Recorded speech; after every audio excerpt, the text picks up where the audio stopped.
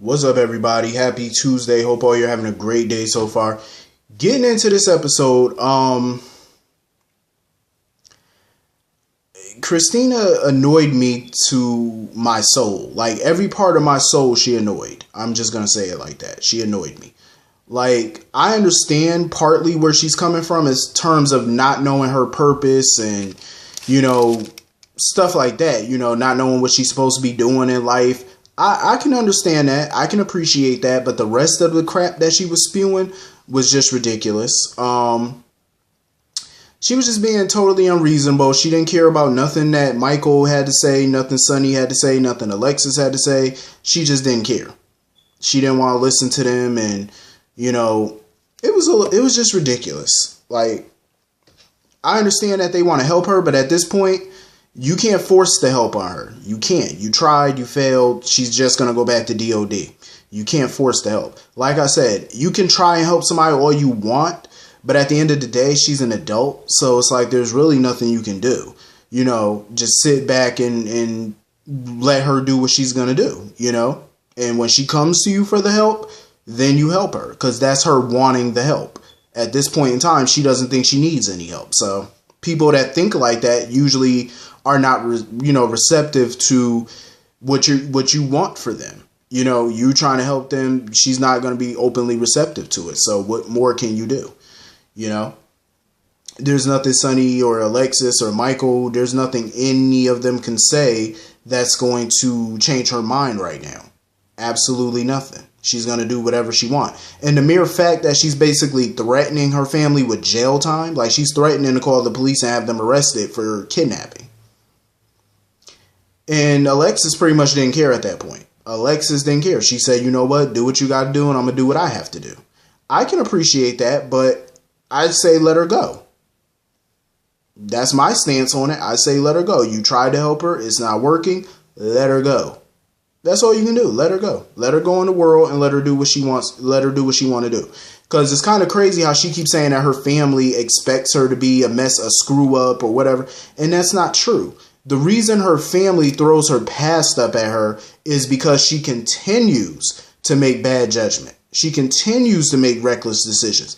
That's why they throw her past up at her. That's why they're a little tough on her and stuff like that. Because you constantly make questionable choices in your life. They don't expect you to be a screw up. That's not what they're expecting. They're expecting you to grow up.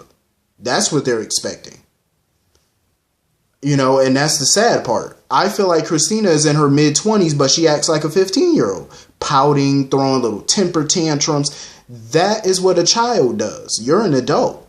And you're still behaving like a child. That's why your parents treat you like a child. They treat you how you act. How you act is how they're going to treat you. And that's exactly how Alexis and Sonny are treating her, like a child. Because you're behaving like a child. So what else are they supposed to do? They're not going to treat you like an adult because you're not acting. That's not what they're seeing. They're not seeing an adult making adult decisions. Granted, you are making adult decisions because you are an adult, but it's not. But you're doing it in a child's manner. You know what I'm saying? Like you're not making rational decisions. You're making irrational decisions. You know what I mean? You're not seeing things for what they are. So that's why they feel they have to step in and treat you like a child. Look at all the decisions over the years that you made. You got with Johnny Zakara just to get back at Sonny. That was an immature thing to do. That was childlike. An adult would have sat Sonny down and tried to have a conversation with him about the hurt and the anger that you feel. That's what an adult does. The way she reacts to everything, she reacts in the manner of a child. That's the problem with her. Her parents and Michael don't expect her to be a screw up. They expect her to grow up, be an adult. That's what they're expecting you to do. And that's what she's not understanding. You know what I mean? That's why I say, if you're a parent, of course you're going to do what you have to do to protect your child, do what you have to do for your child. Of course you are.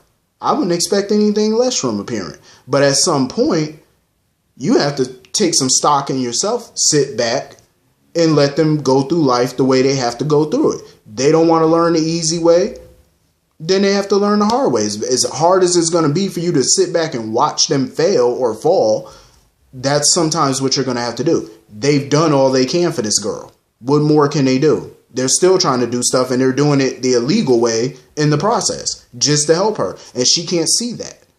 Her mind is so brainwashed by Shiloh and DOD, she can't see what's really going on, and she can't hear the common sense that they're trying to instill in her at this particular time in her life.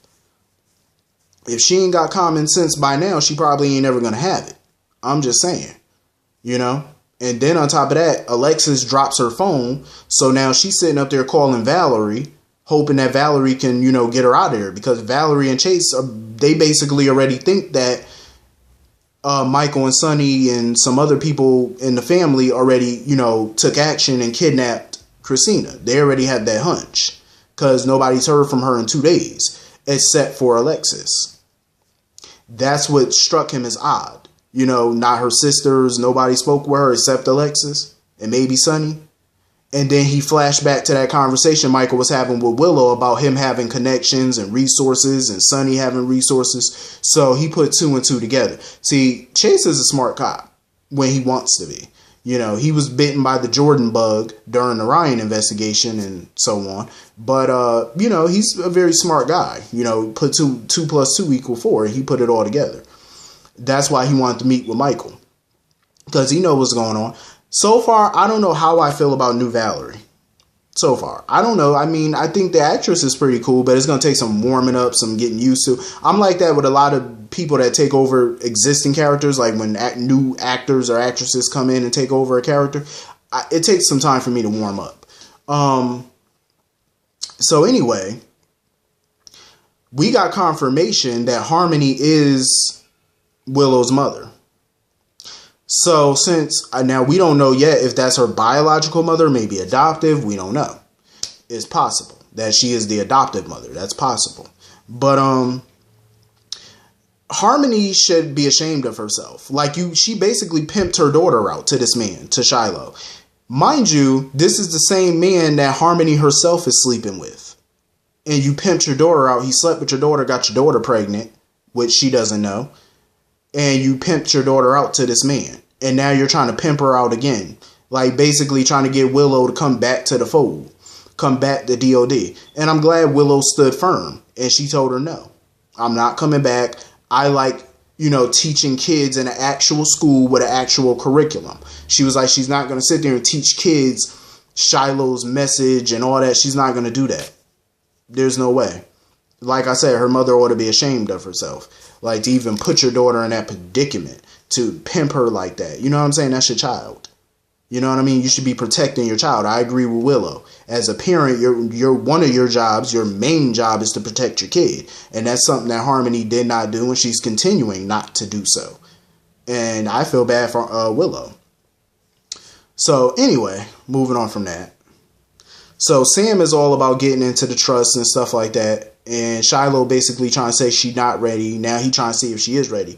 So this is the part I think where he trying to sleep with her, because he took off his shirt and took her to the room. So now she's starting to take off her shirt. I'm like, so now he gonna try to sleep with her now? The way Shiloh was looking at Sam was how a predator looks at their prey. That's how he was looking at her. Like he had it's always a creep vibe to him. Even to Harmony, like they just look like creepers. They look like people that prey on innocent people. That's just how they seem. You know what I mean? Because the way he was looking at Sam made me uncomfortable. Like I'm just looking at him. I'm pretty sure Sam felt that, she felt the same way, because you could see it on her face. It's like she was feeling uncomfortable, but she at the same time, just in case something kind of popped off or he tried something, she seemed like she was also prepared to, beat him down. That's just how she looked. But I don't know. I'm interested in this DOD story, but a part of me is ready for it to come to an end because I'm a little impatient. But I do like it. I do think that it's been a creatively told story so far.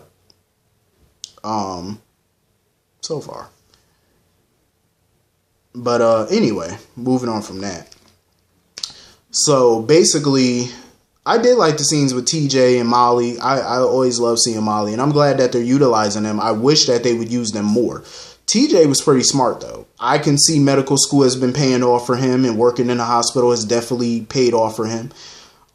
Because he knows that his mother's condition is worse than what she's claiming it to be. Like, he know. Like, her condition is not all gravy. Like, he knows that. Because he copied part of her medical chart. So he knows that there's something definitely wrong with her. And he wants an honest answer from her. Like, how bad is your condition? So pretty much everybody in town trying to come up with a plan. Ava's still on her kick. Scott done turned her down yesterday. Now she runs to Kevin in the hopes that he would play her boyfriend and stuff like that to lure Ryan out. But Kevin was like, no, and I'm not surprised that Kevin said no. I'm not even shocked Scott said no. Because not only is this thing dangerous, what she wants to do, but if she wants to deal with Ryan, she should do it head on. Like, if you know he's alive, go to Niagara Falls and look for him. Take your gun, go look for him and see if you can find him. You know what I mean? Do something. You know? I don't blame Kevin for saying no. And I don't know why Ava was so shocked that Laura took him back. I'm like, granted, he made a bad judgment call, but at the end of the day, Kevin is not Ryan. He's nowhere near Ryan. You know, he's nothing like Ryan. And him and Laura's relationship is real. The love between them is real. The respect is real. So why wouldn't Laura take him back? I'm not shocked that Laura took him back. It's not surprising. Felicia, let me tell you something. I love the conversation between Felicia and Laura. On the one hand, I get where Laura's coming from. She's ready to put this whole thing behind her. Like, she don't want to think about Ryan. She don't want Ryan to have control over her life or the victims anymore. She's just ready for everybody to move on. I get that. But on the other hand, I get where Felicia's coming from. She's been a victim of Ryan. She thought for years that he was dead. She had nightmares after what he did to her all them years ago. You know what I mean? And for him to be back and right under her nose and her not knowing it, and now that she do, she's not taking no chances. She wants 1000% confirmation that this man is dead. And she's not going to sleep right until she knows that he's gone. You know, until she knows for a fact that he's dead. I don't blame her. And when Laura talked to Jordan, because Curtis basically, after he was talking with TJ and stuff, he basically got confirmation himself that Ryan is alive, or so he thinks. So Jordan wants to send him back to Canada to track Ryan down if he's alive. I think deep down they know he is. They know it.